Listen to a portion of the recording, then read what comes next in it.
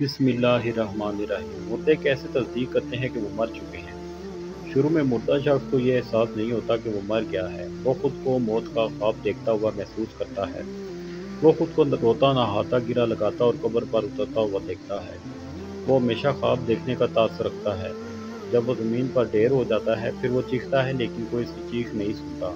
जब हर कोई मुंतशिर हो जाता है और ज़मीन के अंदर तन्हा रह जाता है, अल्लाह इसकी रूह को बहाल करता है। वो आंखें खोलता है और अपने बुरे ख्वाब से जागता है। पहले तो वो खुश होता है, शुक्रगुजार होता है कि जिससे वो गुजर रहा था वो सिर्फ एक डरावना ख्वाब था, और अब वो अपनी नींद से बेदार है। फिर वो अपने जिस्म को छूने लगता है, जो कपड़े में लिपटा हुआ है।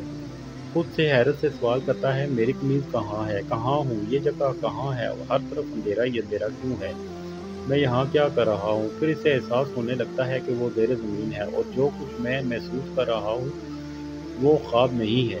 इसे एहसास होता है कि वो वाक़ई मर गया है। वो हर मुमकिन हद तक ज़ोर से चीखता है, पुकारता है। इसके रिश्तेदार जो इसके मुताबिक इसे बचा सकते थे, इसे कोई जवाब नहीं देता।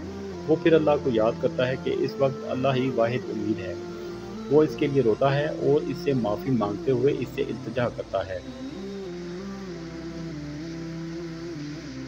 या अल्लाह मुझे माफ़ कर दे, या अल्लाह। वो एक नाकाबिल यकीन खौफ से चीखता है जो इसने अपनी ज़िंदगी के दौरान पहले कभी महसूस नहीं किया था।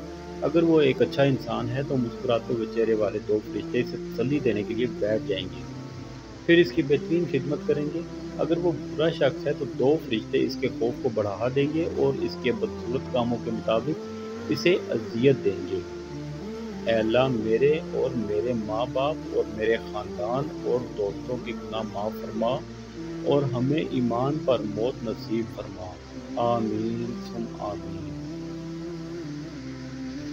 बराए मेहरबानी अगर वीडियो अच्छी लगी हो तो लाइक और शेयर करें।